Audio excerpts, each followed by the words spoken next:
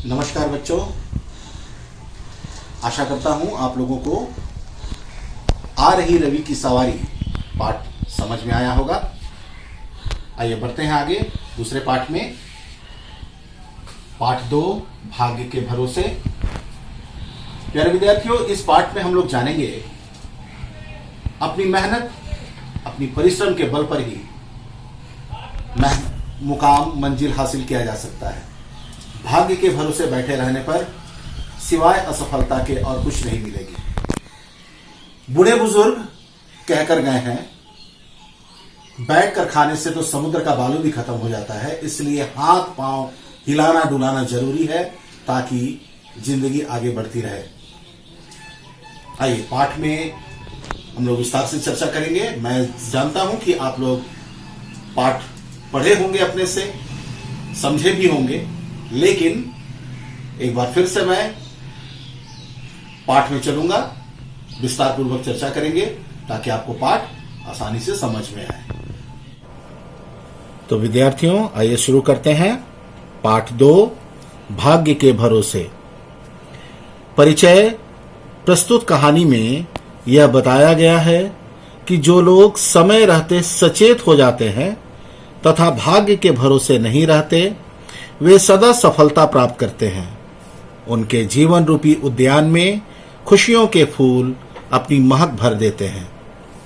इसके अतिरिक्त जो लोग भाग्य के भरोसे रहते हैं तथा समय रहते सचेत नहीं होते, उनको सदा दुखद परिणाम भोगने पड़ते हैं।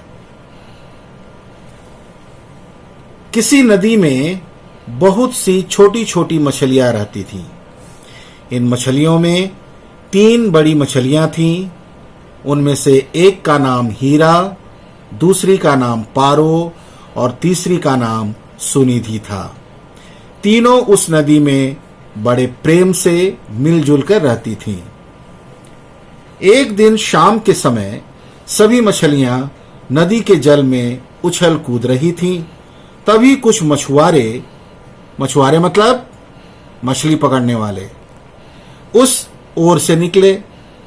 नदी में मछलियों की संख्या देखकर वे बहुत प्रसन्न हुए और आपस में कहने लगे, देखो इस नदी में कितनी मछलियां हैं, कल हम इसी घाट पर मछलियां पकड़ने आएंगे। अन्य मछुआरों को भी यह सुझाव पसंद आया। मछुआरों की बातें सुनकर सभी मछलियां भयभीत हो गईं। भयभीत मतलब डर गई। अपने जीवन रक्षा की कठिन समस्या पर विचार करने के लिए उन्होंने एक सभा आयोजित की। सभा मतलब मीटिंग, और आयोजित मतलब बुलाना, ऑर्गेनाइज करना, जिसमें तीनों मछलियों ने अपने अपने विचार प्रकट किए। इस समस्या पर अपने विचार प्रस्तुत करते हुए हीरा मछली बोली, मेरी राय में किसी मुसीबत के आने से पहले ही उसका निराकरण मतलब उपाय, दूर करने का उपाय कर लेना चाहिए। अतः हमें आज ही अपने परिवार के साथ इस नदी से अन्यत्र मतलब दूसरी जगह या कहीं और चले जाना चाहिए। यही हमारी रक्षा का सर्वोत्तम मतलब सबसे उत्तम, सबसे अच्छा उपाय होगा। ये किसने कहा? ये कहा हीरा मछली ने। अब दूसरी पारो मछली क्या बोली? बहनों, इसमें घबराने की क्या बात है? संसार में सबसे अधिक प्रबल भाग्य ही होता है। प्रबल क्या अर्थ होता है? प्रबल का बलवान। भाग्य में जो लिखा है वह होकर ही रहेगा, इसलिए कहीं दूर जगह जाने से प्राणों की रक्षा नहीं हो सकती। हीरा और पारो की बातें सुनकर सुनिधि भी कहां पीछे रहने वाली थी।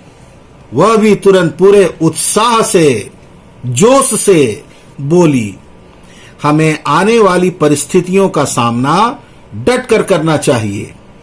केवल मछुआरों की बातें सुनकर यहां से नहीं जाना चाहिए। इसलिए मैं तो यहीं रहूंगी और जो भी परिस्थिति मतलब माहौल, उस समय का सिचुएशन सामने आएगी, उसका साहसपूर्वक सामना करूंगी। कुछ समय पश्चात सभा समाप्त हुई। पश्चात मतलब बाद में। हीरा मछली अपने परिवार के साथ दूसरी नदी में चली गई, किंतु पारो और सुनिधि उसी नदी में ही रह गई। अगले दिन प्रातः ही मछुआरे उस नदी पर आए। उन्होंने पानी में जाल बिछा दिया। उस जाल में अन्य मछलियों के साथ पारो मछली भी फंस गई।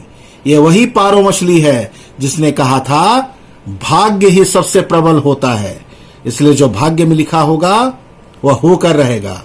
वह मछुआरों के जाल में फंस गई। उसने सोचा जाल में फंस जाना ही उसके भाग्य में लिखा है। फिर वह बोली, हाय, मैं भाग्य के भरोसे रही, परंतु भाग्य ने मेरा साथ नहीं दिया। अतः मछुआरों ने उसे पकड़ लिया और मार डाला। सुनिधि मछली ने जब मछुआरों को जाल बिछाते देखा तो उसने निश्चय किया कि अब उसकी परीक्षा की घड़ी नजदीक आ पहुंची है। उसने तुरंत ही समस्या का समाधान खोज निकाला और फुर्ती से उछलकर गहरे जल में प्रविष्ट हो गई। प्रविष्ट मतलब प्रवेश करना, घुस जाना। इस प्रकार वह जाल में फंसने से बच गई। इस प्रकार वह जाल में फंसने से बच तो गई, कौन? सुनिधि मछली। पर इस तरह का जोखिम लेना कभी कभी बड़ा हानिकारक होता है, खतरे से खाली नहीं होता। बच्चों, सच है जो लोग भाग्य के भरोसे रहते हैं, स्वयं परिश्रम नहीं करते, वे पारो मछली की भांति कष्ट भोगते हैं। दूसरी श्रेणी में सुनिधि मछली की भांति वे लोग आते हैं जो संकट का सामना करने के लिए तैयार रहते हैं। ऐसे बुद्धिमान व्यक्ति अपनी बुद्धिमानी से समस्या का समाधान निकालते हैं या समाधान करते हैं। तीसरी श्रेणी में हीरा मछली की तरह वे लोग आते हैं जो विपत्ति के आने से पूर्व ही उसका निदान कर लेते हैं। ऐसे व्यक्ति सदैव सफल होते हैं। तो बच्चों, अभी आपने आखिरी पद में जाना, जो लोग स्वयं परिश्रम नहीं करते वे पारो मछली की भांति कष्ट भोगते हैं। दूसरी श्रेणी में सुनिधि मछली जैसे लोग आते हैं, मतलब जो संकट का सामना करने के लिए तैयार रहते हैं।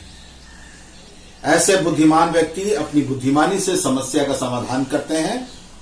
और तीसरी श्रेणी में हीरा मछली की तरह वे लोग आते हैं जो विपत्ति के आने से पहले ही उसका समाधान कर लेते हैं, और ऐसे ही व्यक्ति सदैव सफल होते हैं।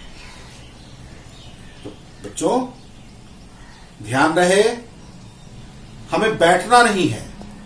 अपनी मेहनत से, अपने परिश्रम से अपने जीवन की गाड़ी को आगे बढ़ाना है। उम्मीद करता हूं बच्चों ये पाठ आपको समझ में आया होगा। मैं स्टडी मटेरियल में पहले ही अभ्यास, प्रश्न उत्तर सब कुछ दे चुका हूं। फिर भी बच्चों कहीं कोई दिक्कत लगे तो आप अपना कमेंट वीडियो के नीचे छोड़ सकते हैं। मैं वहां से देखकर आपकी समस्या का समाधान करने की चेष्टा करूंगा। पढ़ते रहिए, अपना ध्यान रखिए, स्वस्थ रहिए।